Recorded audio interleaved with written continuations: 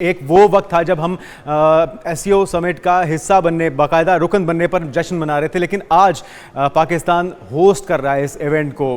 कितनी बड़ी सिफारती कामयाबी है। फरवा, आपसे आगाज़ करूँगा। Thank you so much Junaid. Definitely it's a historic event for Pakistan, क्योंकि ज़ाहिर है कि 2005 से 2017 तक एज ऑब्जर्वर और फिर रुकनीत मिलना, और फिर उसके बाद मुझे इसमें बड़ी कामयाबी ये भी दिखती है कि जयशंकर का पाकिस्तान में आना, और फिर इतनी क्रूशल टाइम पे पाकिस्तान ने जिस तरीके से इसकी तैयारी की है, क्योंकि हम बहुत सारे मौशी प्रॉब्लम से भी गुजर रहे हैं, हम बहुत सारी पॉलिटिकल इंस्टेबिलिटी से भी गुजर रहे हैं। उसके बावजूद इसका क्रेडिट रियासत को जाता है। आई वुड नॉट से गवर्नमेंट को जाता है या इस्टेब्लिशमेंट को जाता है, इसका रियासत को। रियासत में अवाम भी शामिल होते हैं, रियासत में निज़ाम भी शामिल होता है, रियासत में इस्टेब्लिशमेंट भी, तमाम स्टेक होल्डर्स शामिल होते हैं। तो रियासत को इसका क्रेडिट जाता है, क्योंकि जिस कामयाबी के साथ ही किया गया था, और उससे पहले बहुत सारी तवक्कुआत की जा रही थी कि शायद इस बार इंडियन रिप्रेजेंटेशन नहीं होगी, और मोदी के ना आने पर भी बातें की जा रही थी। हालांकि जो हाई स्टेक होता है वो हमारे पास मौजूद है, जयशंकर आ रहे हैं। आहिस्ता आहिस्ता दरवाजे खुलेंगे, और एससीओ का जो मेन मकसद होता है वो खित्ते में अमन, एक्सचेंज ऑफ कल्चर नॉर्म्स, और जो आपकी वैल्यूज़ होती हैं, और आप एक होकर किस तरीके से चैलेंजेस का सामना करते हैं, इसका ये एक मेन मकसद है। और मेरा ख्याल से पाकिस्तान ने उसमें पहला कदम उठाया है, और ये आखिरी हरगिज़ नहीं होगा। बिल्कुल बतूल, जिस तरह से फरवा ने कहा कि नजरें तो जुड़ी हैं बहरहाल जयशंकर की आमद पर, गो के बात ये भी हो रही है कि नरेंद्र मोदी अगर आ जाते तो बेहतर होता।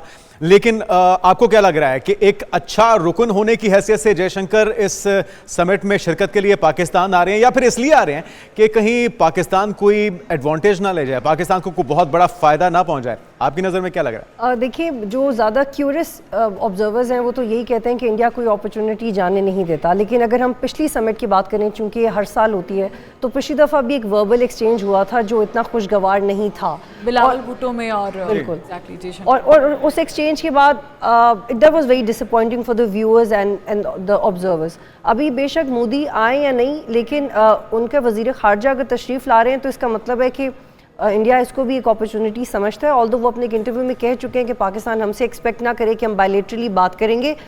ऑल्दो ऐसे मौक़ों पे बायलेटरली बातचीत होती है, दो तरफ़ा मुलाकातें होती हैं, साइड लाइन्स पे लीडर्स मिलते हैं। ये सिर्फ एक मिलने का मौका नहीं होता, बल्कि एक ऐसा प्लेटफॉर्म होता है जिसमें आप इंडिविजुअल अंडरस्टैंडिंग क्रिएट कर सकें। तो मुझे लगता है कि इंडिया इसका भरपूर फ़ायदा उठा रहा है, लेकिन ये डिपेंड करता है कि पाकिस्तान की डिप्लोमेटिक स्किल्स कितने पॉलिश हो गए हैं पिछले एक्सचेंज के बाद, कि वो अपनी बात आगे रखें इर्रिस्पेक्टिव ऑफ द फैक्ट कि Indians are not interested in talking. जो तमाम ममालिक हैं वो कोशिश कर रहे हैं कि इस प्लेटफॉर्म को इस्तेमाल करते हुए, ख़ासतौर पे अगर बात की जाए यूनाइटेड नेशंस की, OIC की या अरब लीग की, वो तमाम आलमी सतह के प्लेटफॉर्म्स अब उतने मौसर नहीं रहे। हमने देखा है यूनाइटेड नेशंस की तरफ से बारहा इजराइल के ऊपर बज़ाहिर ये कोशिश की गई है कि इस तनाव को कम किया जा सके, लेकिन उसको यकसर मुस्तरद किया गया, नज़रअंदाज किया जाता रहा। तो अब उम्मीद की जा रही है कि रीजनल कोऑपरेशंस या जो रीजनल इत्तेहाद हैं वो ज़्यादा मौसर किरदार अदा कर सकते हैं ख़ित्ते की बेहतरी के लिए भी, और ओवरऑल अमन के क़याम के लिए भी। फरवा, आपके ख्याल में ये जो मौका है, इससे एक तो डायरेक्टली ज़ाहिर बात है जो एजेंडा है उस पर तो बात होगी, लेकिन वही बात जो मैं ज़फ़र हिलाली साहब से पूछ रहा था, कितना फ़ायदा हो सकता है ओवरऑल जो इम्पैक्ट है, जो तनाव है उसको कम करने में, जिसका शिकार ईरान बराह रास्त होता नज़र आ रहा है? देखिए, दुनिया में बहुत सारे ऐसे इत्तेहाद होते हैं, जैसे हम G7 की बात करते हैं, G20 हो गया, नेटो हो गया, और फिर हम इस वक्त SCO की बात कर रहे हैं। तो ये जो इत्तेहाद बनाए जाते हैं, ये बनाए इसीलिए जाते हैं कि आपके बीच में यानी जो बायलैटरल आपके अंडरस्टैंडिंग है, उसके अलावा आपके बीच में इत्तेफाक राय हो किसी चीज़ को लेकर, और उसमें मुतादिद चीज़ें शामिल होती हैं।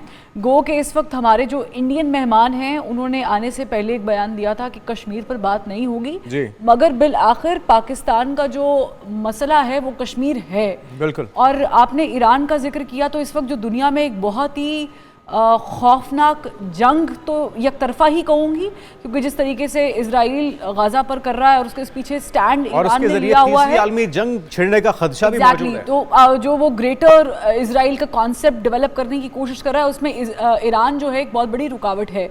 और ईरान के पास ये बड़ा अच्छा मौका भी है to present in front of the block, क्योंकि इसमें आपके चाइनीज़ भी हैं, आप रशिया के 77 लोग डेलीगेशन में, एक बड़ा डेलीगेशन यहाँ पर मौजूद है। तो I think it's a very great opportunity not for only Pakistanis to present themselves and talk about the issues, but also for other countries as well. तो मेरा ख्याल से कि हमें इसको स्टार्ट जो है, क्योंकि देखिए Junaid, you have to be very careful about this beginning, तो आपको बहुत सारी चीज़ें आहिस्ता आहिस्ता डिस्कस करनी पड़ती है।